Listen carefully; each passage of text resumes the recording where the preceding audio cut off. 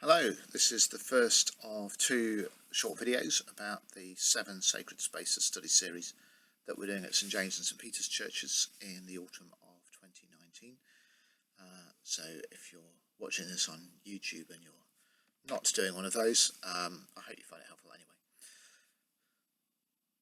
A bit of a history lesson.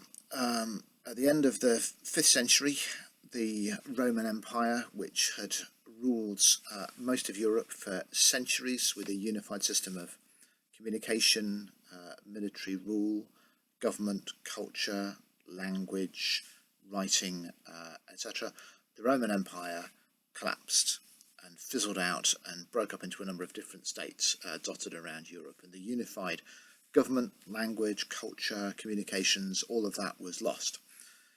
And historians talk about the period after that as the Dark Ages. 4 years after the fall of the Roman Empire, a man was born who became Saint Benedict, and he would grow to write the Rule of Saint Benedict, which became the key document of the following century because it established a pattern of life for monasteries. For a number of years, Christians had been going into the desert or going into the wilderness to try and be alone with God, and then started collecting together in communities. And Benedict was one of the first people to try to order these communities and give them a pattern for life. And monasteries, tens of thousands of monasteries, would spring up all the way across Europe. And in the absence of a unifying government, communications, culture and military, it was the monasteries which kept Europe going. It was the monasteries that had libraries, they had the historic documents, they preserved language and writing. It's monasteries where children were schooled and taught to read and write. It was monasteries which went into marshland and forest and bits of land that couldn't be used and reclaimed it so it could be fruitful. It was the monasteries which looked after travellers who were on journeys from one place to another.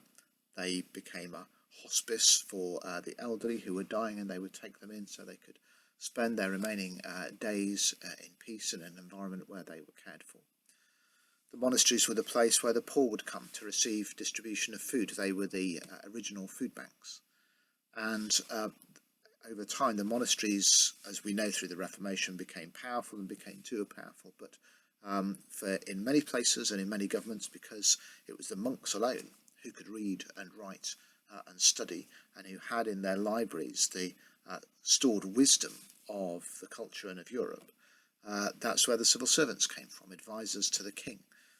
The monks provided many of the early scientists, even brewers. Dom Perignon, the creator of champagne, was a monk. There is so much that the monasteries and the monks did, and the nuns too, over centuries, that created a cohesion to local communities, not at the level of a national government, but in town after town, city after city, neighbourhood after neighbourhood. It was the monasteries that provided a place where everybody else could come and live around them and work with the monks and form the basis of community and of life, of culture, of a kind of welfare state in the language that we would use and what we would recognise. So the monasteries played a massive role in the Dark Ages. And we still have a few of them around today, but many of the functions that they perform, education, welfare, care for the elderly, science, reclaiming agriculture, etc., all of these are now done by other people. However, you could look around at our society and see some of the things that look quite familiar from the final days of the Roman Empire. There is an increasing disconnect between people and their national governments, and governments increasingly seen powerless to do what they want to do. There is a fragmentation internationally between nations. There is a sense of end of empire about the UK, about Britain, about who are we, what are we about, what do we represent, what do we stand for, and a great deal of confusion about that. It feels as though our culture itself is becoming exhausted. If you look at what we read, what we watch, what we celebrate, these aren't the things that a healthy culture celebrates. Love Island, the Kardashians, who wants to be a millionaire? That dates me, doesn't it? That's so last century. But what do we celebrate? We're celebrating fame, we're celebrating money. We don't celebrate wisdom. We don't celebrate learning. We don't celebrate compassion. All of these things are relegated to the "and finally" section of the news, if they get there at all. So maybe there's something to be said in looking back at what the monasteries did that national governments couldn't or wouldn't do in their time.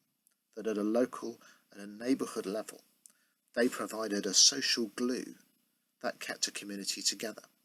They provided a place where wisdom and learning could be preserved and passed on. They provided a place of hospitality for friend and stranger. They provided a place where the young were educated and supported, where the poor were fed, where the elderly were cared for. They provided a rhythm of work and prayer at the heart of a local community. When we think of monks, we probably think of them chanting psalms or praying in their little cells on their own, and the spiritual side of monastic life. But it was very, very practical. They had to feed themselves. They had to feed the community. The monasteries had a social mission as well as a spiritual one, and they were all seen as part and parcel of the same thing, that work and prayer were two sides of the same coin. So is there something to be said for looking back at what the monasteries did during the Dark Ages and wondering if churches and Christian communities embedded at the heart of our neighbourhoods might do something similar in our day?